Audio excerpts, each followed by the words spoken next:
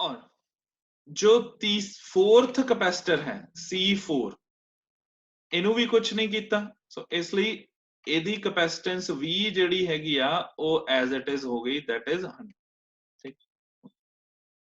ਇਸ ਤੋਂ ਬਾਅਦ ਕੀ ਹੈ ਕਿ ਅਗਰ ਤਾਂ ਇਹ ਵਾਲਾ ਕਪੈਸਿਟਰ ਵੀ ਇੱਥੇ ਆਪਸ ਚ ਆ ਕਨੈਕਟਿੰਗ ਵਾਇਰ ਜੁੜੀ ਹੁੰਦੀ ਫਿਰ ਤਾਂ ਤਿੰਨੇ ਪੈਰਲਲ ਚ ਆਪਾਂ ਕਹਿ ਦੇਣੇ ਸੀਗੇ ਪਰ ਇੱਥੇ ਬੈਟਰੀ ਲੱਗੀ ਆ ਤਾਂ ਬੈਟਰੀ ਦਾ ਇੱਥੇ ਪੋਜ਼ਿਟਿਵ ਟਰਮੀਨਲ ਹੈ ਤਾਂ ਇੱਧਰ ਕਿਹੜਾ ਹੈਗਾ ਆ ਨੈਗੇਟਿਵ ਟਰਮੀਨਲ ਸੋ ਚਾਰਜ ਜੇ ਅਸੀਂ ਇੱਥੇ ਭੇਜੀਏ ਤਾਂ ਇੱਧਰ ਚਾਰਜ ਕਿੰਨਾ ਚਲਾ ਗਿਆ ਸੇ Q1 ਇੱਧਰ ਚਾਰਜ ਕਿੰਨਾ ਚਲਾ ਗਿਆ Q2 और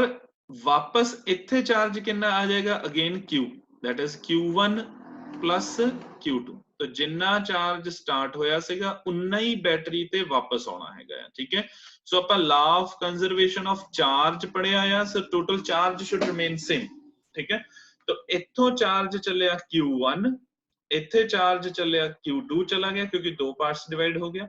हुण ये दो कैपेसिटर की हो गए आपस च सीरीज च ठीक है तो सीरीज चा पैरेलल तो Q1 and Q2 charge divide हो गया इसलिए ये दो ही की हो गए पैरेलल तो पैरेलल चा ता इक्विवेलेंट कैपेसिटेंस इना दी कितनी हो जानी 100 plus 100 that is 200 C4 capacitor जेड़ा हैगा यार C डबल डैश ठीक है तो C4 कैपेसिटर जो है अगेन इनू असी कुछ नहीं किया ठीक है तो इत्थे बैटरी का पॉजिटिव टर्मिनल हो गया तो ये नेगेटिव टर्मिनल हो गया तो ये दो ही कैपेसिटर जेडे हैगे आ एक ही हो गए सीरीज ठीक है तो सारे बच्चों ने इत्थे तक नोट करियो फिर अपन नेक्स्ट जेड़ा हैगा करदे तो जो इक्विवेलेंट कैपेसिटेंस है सीरीज दे विच ये कितनी हो गई 200/3 200/3 ठीक है सो इक्विवेलेंट कैपेसिटेंस ਜਿਹੜੀ ਹੈਗੀ ਆ ਉਹ ਆਪਣੇ ਕੋਲ ਕਿੰਨੀ ਹੋ ਗਈ 200/3 ਠੀਕ ਹੈ तो सब तो पहला कोई भी प्रॉब्लम हैगी आ चार्ज एंड वोल्टेज दे अक्रॉस तो ਆਪਾਂ ਕੀ ਕਰਨਾ ਹੈਗਾ ਆ ਇਕੁਇवेलेंट कैपेसिटेंस कैलकुलेट कर ਲਈ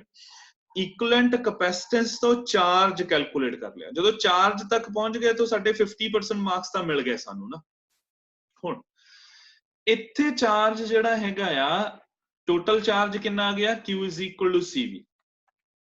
ठीक है ये समझ लियो करना तुसी है ठीक है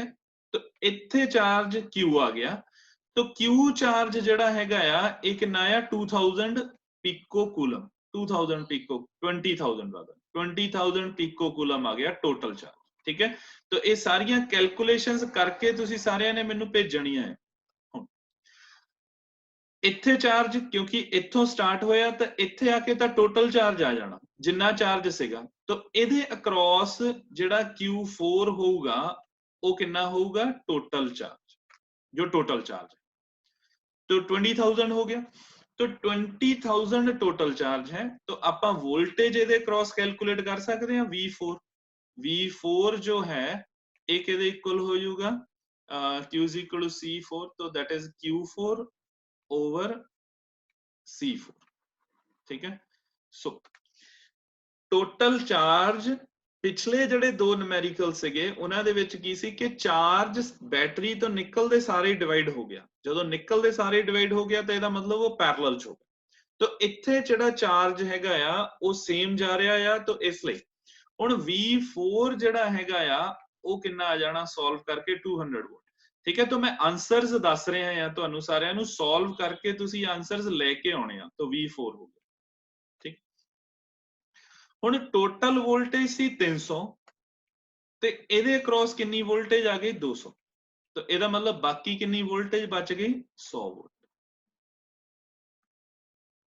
ठीक है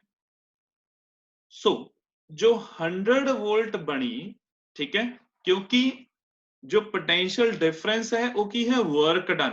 डन की हो गया एनर्जी तो law of conservation of energy है तो total potential should remain same ठीक है सो इत्थे अपने कोल 100 वोल्ट हो गया तो 100 वोल्ट ने इना सारे सर्किट दे विच डिवाइड होना हैगा ठीक है सो साडे कोल जिहड़ा सर्किट बचिया ठीक है आ नोट करियो तो फिर मैं अगे जिहड़ा हैगा उस विच तुहानूं दसदा आ नोट कर लिया एक बारी तो फिर अगे दस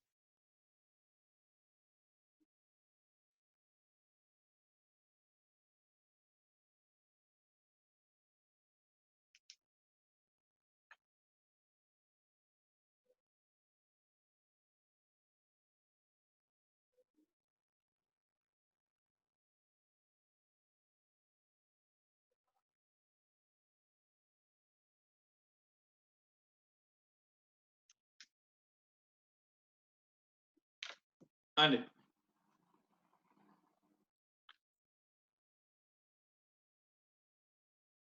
सो हुण आ वाला तो सॉल्व हो गया पार्ट ठीक है तो बाकी केड़ा पार्ट बचया 100 C1 इत्थे कितना हो गया 200 ते 200 ठीक है सो टोटल वोल्टेज जिहड़ी सीगी वो कितनी सीगी 300 ते 200 ਇਹਦੇ ਅਕ੍ਰੋਸ ਡ੍ਰੌਪ ਹੋ ਗਈ तो बाकी ਜਿਹੜੀ ਹੈਗੀ ਆ ਇਹ ਕਿੰਨੀ ਹੋ ਗਈ ਇੱਥੇ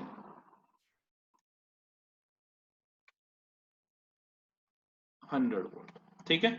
ਸੋ ਹੁਣ C1 C2 C3 ਦੇ ਅਕ੍ਰੋਸ ਤੁਸੀਂ ਚਾਰਜ ਐਂਡ ਵੋਲਟੇਜ ਕੈਲਕੂਲੇਟ ਕਰਨਾ ਹੈ ਉਹ ਸੇਮ ਹੋ ਗਿਆ ਐਸ ਕੁਐਸਚਨ 2 ਉਹ ਤੁਸੀਂ ਆਲਰੇਡੀ ਕਰ ਚੁੱਕੇ ਹੋ ਨਾ ठीक है ਇਹ ਸਰਕਟ ਡਾਇਗਰਾਮ ਜਿਹੜੀ ਹੈਗੀ ਆ ਉਹਦੇ across charge and voltage across each capacitor ਠੀਕ ਹੈ ਸੋ ਇਹ ਤੁਸੀਂ ਕਰਕੇ ਆਉਣਾ ਸਮਝ ਗਏ